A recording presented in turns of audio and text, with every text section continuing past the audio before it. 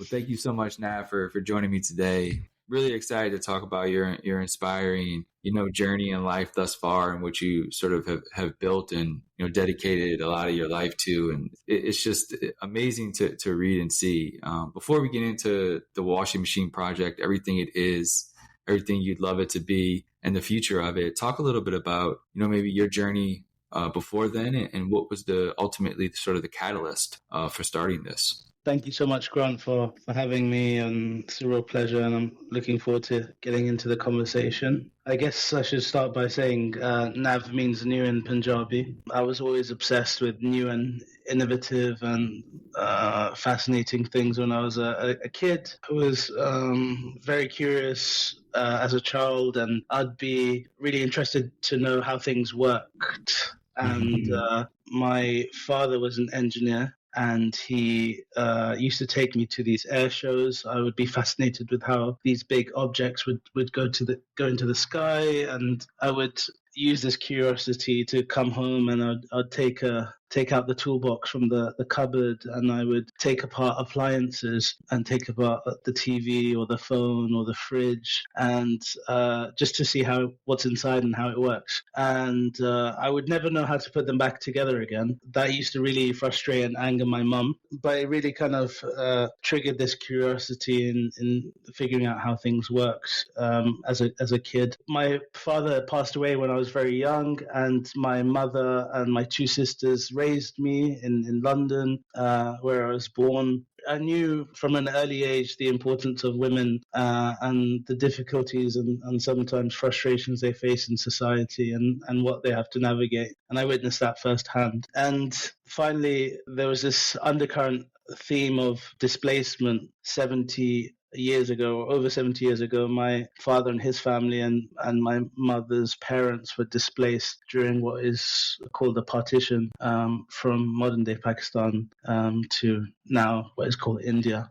So they kind of really fled their houses with everything they had on their backs, and went to safer environments. And these kind of three themes have always been an undercurrent to my life. This kind of engineering curiosity, this women empowerment, and this displacement mindset. And when I went to university, it seemed like a natural thing to study, which was engineering at college, at university. And I was lucky enough to join one of the world's top graduate programs in one of the most interesting and innovative appliance manufacturers in the world. And I started there as a graduate, and I was there for about 3 years. And I just really got fed up of making vacuum cleaners for rich people. And I was really fascinated with the design process and, how you meet customers' needs and requirements. But, at the end of the day, we were making these really expensive vacuum cleaners for people that had everything that they wanted in life. And I wanted my impact to occur through my engineering, and I wanted to make positive impact in the world. And I made this really strange and frustrating decision to my family at the time to quit my job and go work for free in South India. And for those of your listeners who are from the South Asian heritage or any minority family, you don't quit your job to go work for free anywhere. It's not a good transaction to make, but that's what I did, and no one really supported me.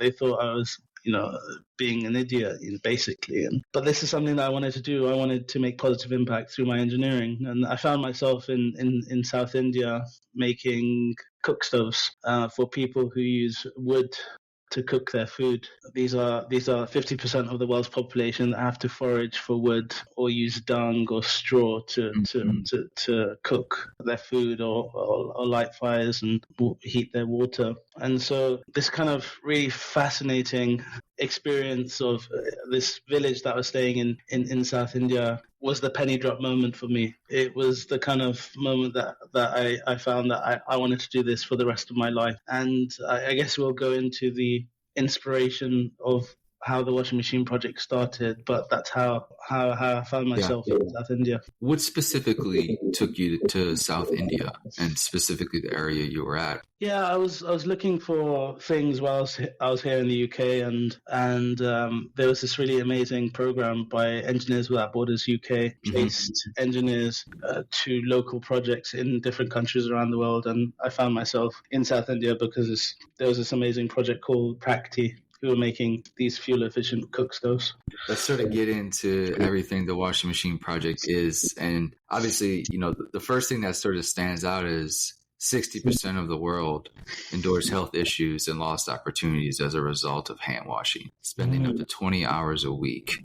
That sort of burden of hand washing is predominantly placed on women and girls. So that's a huge number. I mean, my goodness. I guess so. Talk about your transition into also, gaining that knowledge yourself about this problem. And is that sort of what you saw in the town you were in? And was that, at the end of the day, the catalyst for starting this, seeing day to day what was happening in the village you were in? Absolutely. I was in South India for a year and a half, and it was a really fascinating experience. On Monday, we'd have an idea. On Tuesday, we'd prototype this idea. On Wednesday, this prototype would go into the field, and on Thursday, we would get feedback as to why this idea was rubbish, and by Friday, we'd have a new idea to test. And we learned that this was kind of this iterative living lab process where you could really rapidly kind of get some really good solutions for people who need it most, and that worked really well for cook stoves. So my engineering mindset was really like in full flow, and I was making really highly impactful cook stoves, and I'd stay in this very rural village for the year that I was there, a year and a half, and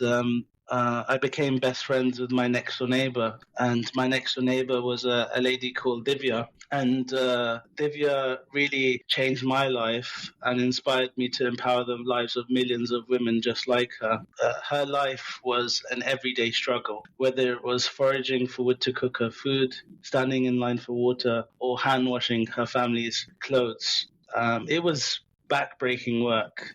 She'd spend up to 20 hours a week doing this one activity, and she wanted to work.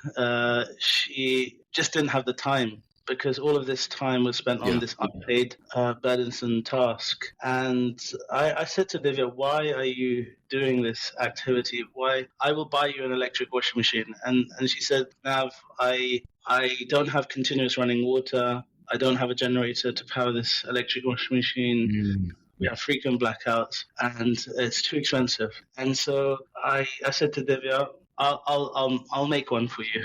I'll come back and I promise you. I said, I promise you, I'll come back here and I'll give you a washing machine. And little did I know that promise in 2017 was the start of this kind of 6-7 year long journey that we've been on to create these manual washing machines that save time, water, and effort for the billions of Divyas all over the world. Man, it's pretty incredible, man.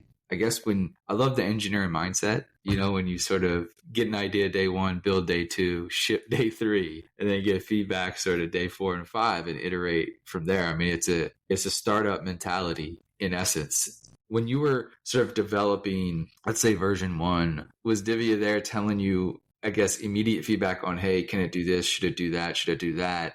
V1, let's say, of the washing machine project, the washing machine itself, right? Like, what is it now compared to that sort of V1? Yeah, it's a good question, and I knew nothing about washing machines. So first, I think it's so important to really understand the problem. I always say, fall in love with the problem, because the solution will always change. Yeah. And I really engrossed myself into this issue. And it was so frustrating to me that every single house had a woman or a girl hand washing on their hands and knees. And they used to do that in lakes, in rivers, in streams, using cold water in buckets for such a long period of time. And every single person that I spoke to in that village, in that town, in that area, complained of time consumption back pain, joint pain, and too much water. And I was like, this is such a huge gap. And so I did loads and loads of research. I conducted loads of needs-based research, and armed with this knowledge, this user behavior, I came back home to the UK, and I did a couple of things. I joined a master's program in humanitarianism. I was an engineer. I had no ideas how to navigate the social enterprise system or NGOs or the UN. So I needed to learn how to navigate the system. And then I got a couple of friends from my previous jobs, and I said, I really want to make this washing machine. Come and help me. And it just so happened that one of my friends on the courses that I was studying was quite senior in an organization doing charity work in Iraq. And he said, why don't you come over with one of your washing machines and test it and see how people feel about it? And I said, yeah, sure, let's do it. And in one weekend, we put this prototype together using these blue barrel chemical drums. And we flew the following Monday, and we tested with 79 families across 5 refugee camps in Iraq. It looked really dodgy, going on the plane and putting our clothes in the washing machine and putting plastic wrap and then getting off the plane and showing it everyone this washing machine and getting them to test it. But the feedback was really, really interesting. People wanted an alternative to hand washing clothes, and they liked the way that this machine was performing and going. And so we packaged up into a report. That report is still on our website, thewashingmachineproject.org. And what that showed was that people wanted something different. Oxfam, which is a large NGO, they saw this report and they said, hey, we want to fund 50 washing machines in these camps. And that was the first point where we had got this research. We prototyped this machine, which was this really scrappy blue chemical drum that had this crank handle on it.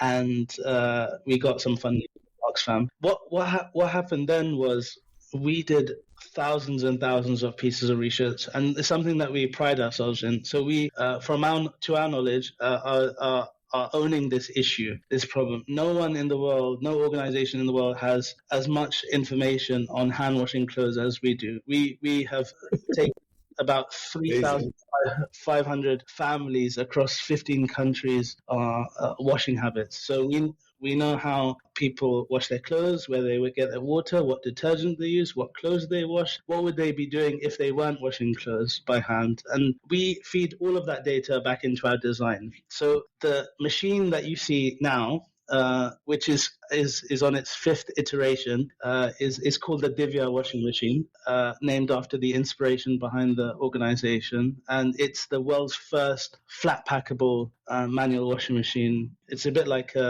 IKEA style, put it together with your Allen key on your spanner, and you distribute it we've distributed across refugee camps, orphanages, and schools, to homeless communities, low-income areas around the world, and everything between. I think the really, really, really exciting news has been that, we have now announced a partnership with the Whirlpool Foundation, who has committed to making 10,000 of these washing machines and distributing them all over the world. So they've helped us develop this machine over the last year, which has really helped us with the design process and manufacturing process as well. There's so much there.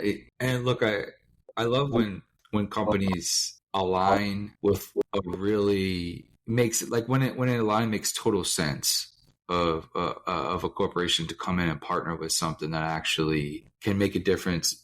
Like visually, you see something made, you visually see it happening. That sort of partnership I love, and I think there needs to be more smart sort of decisions like that. How did that partnership come about? Did they, reach out via email? Did you see them at a conference or something like that? That's such an important, I think, aspect of the next generation of the organization, is having that corporate partner to kind of take it to the next level. Just hearing this podcast back and this recording, you'll see the journey that we've been on. So this we've been lucky enough to be followed by loads and loads of people that have been following us on this journey, from packing that first washing machine and going onto a plane in Iraq back in 2018, 2019 to announcing this global partnership. And everyone has been along the way with us, and that following is growing. And yeah, we were lucky enough to be introduced by a mutual contact who's also in this kind of space of laundry and social impact in another region in the world. And you should have been there for this first meeting that we had with Whirlpool Foundation. It was this kind of 1 + 1 = 3 moment where they were telling us that they were trying to make this washing machine that they were working on called Handwashing for the last 7 years, and they had some luck with distribution. And we were saying, hey, we've done all of these distributions, but we have struggled with manufacturing and scale and making it easier. It was these kind of two complementing aspects where we needed them and they were helping us solve some of our issues. And that was over a year ago.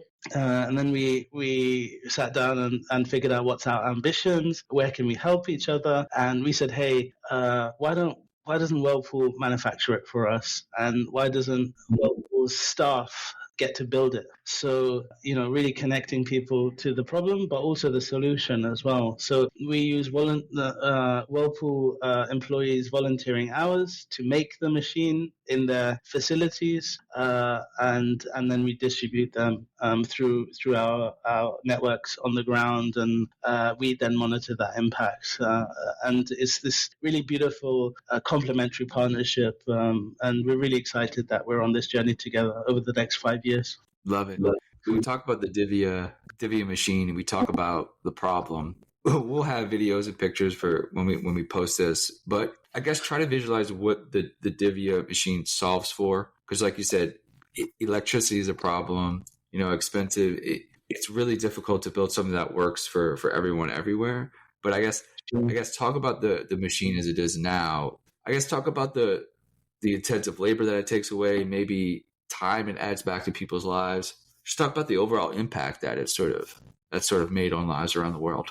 Yeah, I'd love to. And the machine is the world's first flat-packable washing machine. So you can take it apart and put it back together again. That was very purposely designed in that way because we wanted it to be serviceable and locally maintained. It's really hard to send a service engineer to some remote parts of the world, and that's the decision there. We made it all metal, so it's a stainless steel machine because we wanted people to recycle it at the end of life, perhaps get money back for that recycling. They have these kind of local metals on the ground so they can maintain it if something breaks. And we also wanted to make it as large as possible. So the machine takes about 25 to 30 pieces of clothes. It's about 5 to 7 kg, so really large capacity washing machine for larger families or perhaps even communities for communal washing. And the machine itself is you load it from the top, so it's a top loader, but you drive it from the front. So, and the reason why we chose that way is because it requires less water. So there's a 50% reduction in water and crucially a 75% reduction in passive time. However, a 95% reduction in active time. How we define this is, time you're actually touching the machine, which is only, 5 to 6 minutes across a half an hour period. So we have seen impact stories of a lady called Anjali, for example, who runs a tea stand in South India, who washes clothes using the Divya. She turns the handle for a wash cycle for a minute, should serve a couple of customers, should come back and then do another cycle for the rinse cycle, and then should change over the water and do the same again. And this lady, Anjali, was the same lady that used to travel 20 minutes to the local pond to wash in excruciating heat for up to 2 hours a day, come back home and do a 12-hour workday. And the reason why she can do that at home now and wash clothes at home is because she has enough water to do that. So that's just one example. There's countless examples of the impact that is created, from Patricia, who's a 13-year-old Ugandan orphan who we met at a school we were distributing to, who often has to decide whether to have lunch or study or wash her clothes, and has fainted sometimes just based on the sheer effort of hand washing clothes. So she doesn't have to make those decisions anymore. She can focus on what really matters. So yeah, I could spend the next hour talking to you about all the impact of your listeners to go on the washingmachineproject.org and find out more. I want to go back to your time with Engineering Without Borders.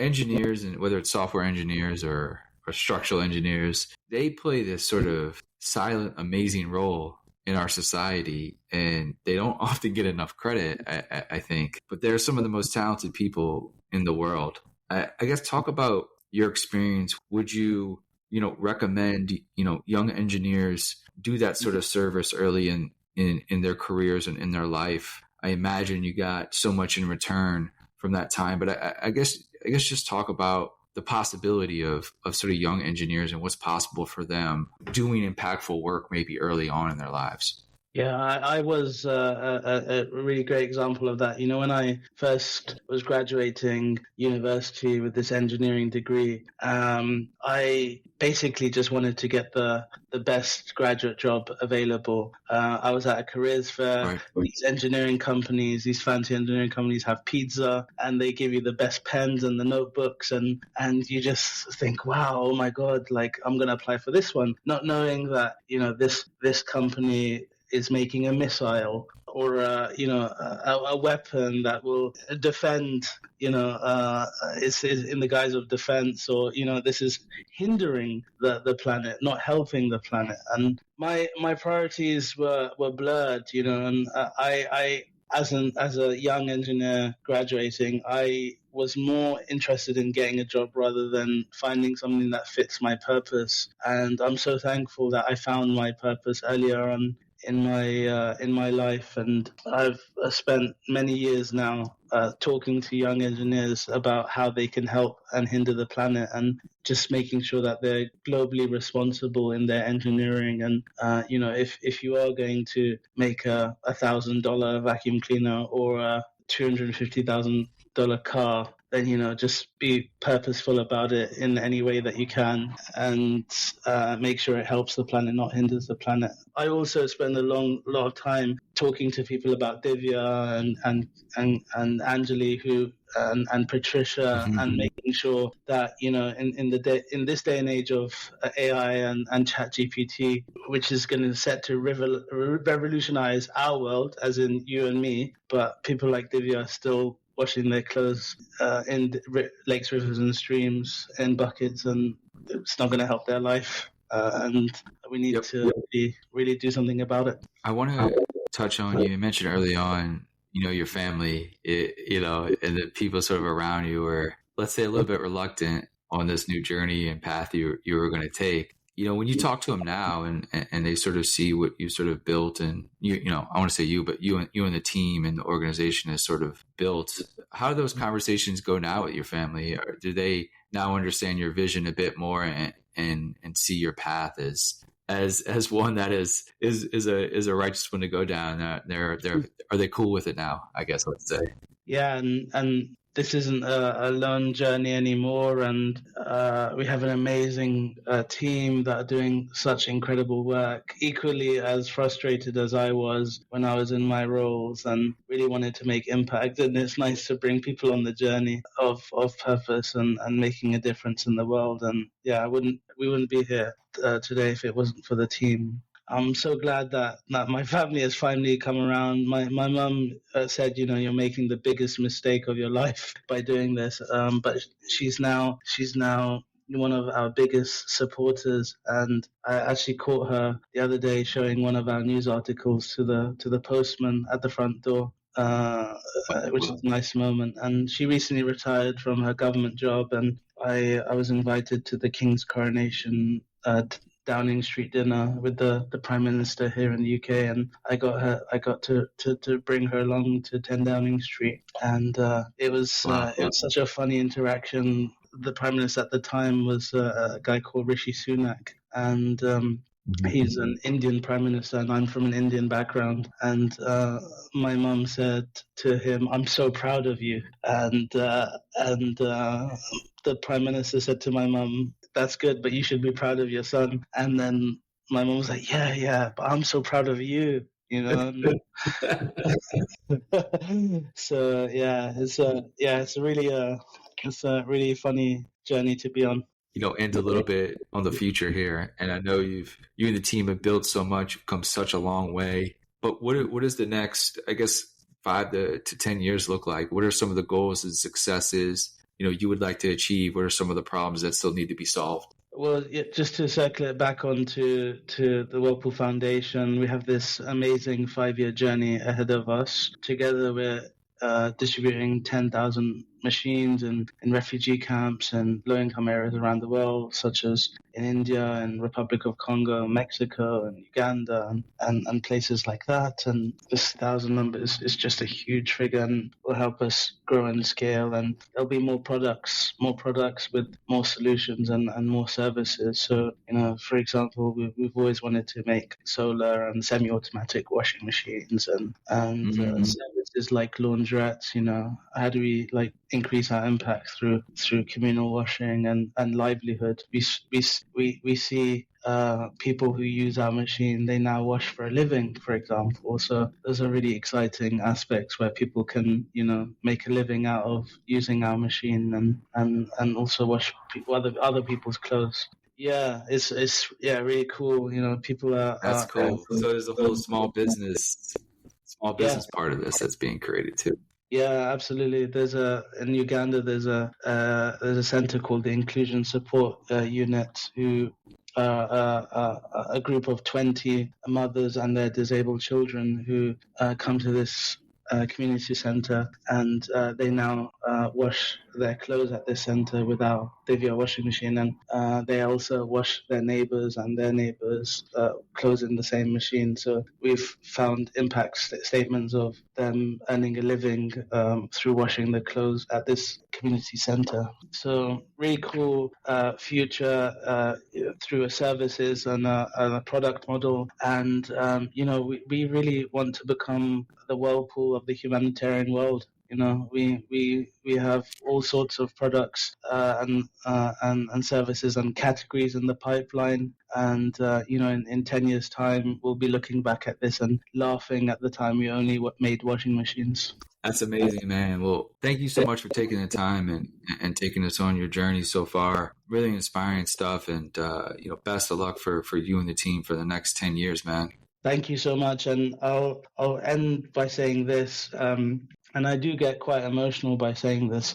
And back in we're in June 2024 now, and back in April, a couple of months ago, we were lucky enough to go back to South India, to the village I was in, and give Divya a Divya washing machine. And it was a really emotional moment. The video's online, and she said something whilst we were leaving. She said something along the lines of, "There's millions of women more like me around the world. Go find them. They need you more now more than ever." And that's what we're doing. Pretty amazing stuff, man. Pretty amazing work, and man, it's the reason I do this, is to get inspired by founders like you, and just keep up the great work. Thanks, bro.